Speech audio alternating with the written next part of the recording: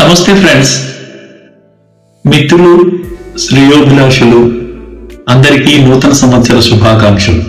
నేను మీ అశోక్ కుమార్. మనం ఎప్పుడు మన లైఫ్ లో పాజిటివ్ ఎనర్జీ లేదు, అంతా నెగిటివ్ గా ఉంది అని బాధపడుతూ ఉంటాం. కానీ పాజిటివ్ ఎనర్జీ ఎక్కడో లేదు, మన కర్మలలోనే ఉంది. ఈరోజు ఈ వీడియోలో మన కర్మల ద్వారా సానుకూల శక్తులను ఎలా పొందాలి, నింపుకోవాలి తెలుసుకుందాం. చాలా మంది కర్మ అంటే ఏదో శిక్ష అనుకుంటారు, కానీ కర్మ అంటే సింపుల్ గా పని. మనం చేసే రోజువారీ పని. ఒక పని పదే పదే చేస్తే అది సంస్కారం లాగా మన ఆత్మలో రికార్డ్ అయి ఉంటుంది. ఆత్మలో మళ్ళీ 3 సూక్ష్మ క్రియలు జరుగుతూ ఉంటాయి.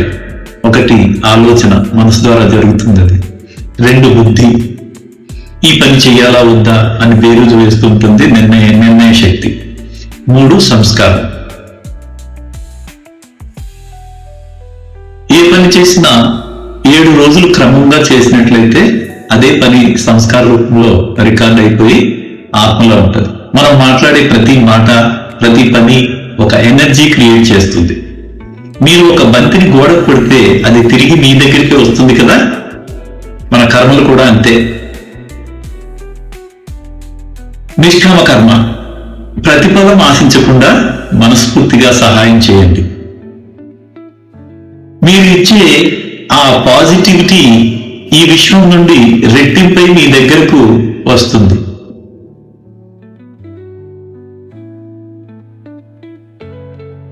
మంచి మాట, మన నోటి నుండి వచ్చే ప్రతి మాట ఒక వైబ్రేషన్. మన మాటలు మాట్లాడుతున్నప్పుడు ఎదుటివారి మీద పుష్పాలు జల్లినట్లుగా, పుష్పాలు కురిపించినట్లుగా, మెత్తగా, సంతోషాన్ని ఇచ్చే విధంగా ఉండాలి. రాళ్ళు విసురుతున్నట్లుగా బాధ కలిగించే విధంగా ఉంటే అది నెగిటివిటీ తీసుకువస్తుంది. మంచి మాటలతో ఎదుటివారిలో సంతోషాన్ని నింపాలి. మనం ఏ కర్మ చేసినా ఎదుటివారికి సంతోషాన్ని ఇవ్వాలి. అది మీ చుట్టూ ఒక పాజిటివ్ ఆరాని బిల్డ్ చేస్తుంది. ఇకపోతే మనలో ఉన్న నెగిటివ్ ని తీసివేయడానికి కృతజ్ఞత. మీ దగ్గర ఉన్న దానికి భగవంతుడికి కృతజ్ఞతలు చెప్పుకోండి. అప్పుడు మీలో ఉన్న ఆ నెగిటివ్ తగ్గిపోతుంది. ప్రతిరోజు కృతజ్ఞతగా ఉండండి. మీ కర్మలలోని నెగిటివిటీని తొలగిస్తుంది. గుర్తుపెట్టుకోండి ఫ్రెండ్స్, మన భవిష్యత్తులో మన చేతిలోనే ఉంది.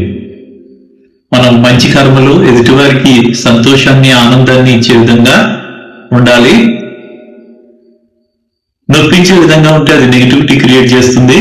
ఈ కొత్త సంవత్సరంలో మంచి కర్మలు చేద్దాం. ఈ వీడియో నచ్చితే లైక్ చేయండి, షేర్ చేయండి.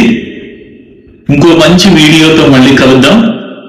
This is Ashok Kumar signing off. Thank you.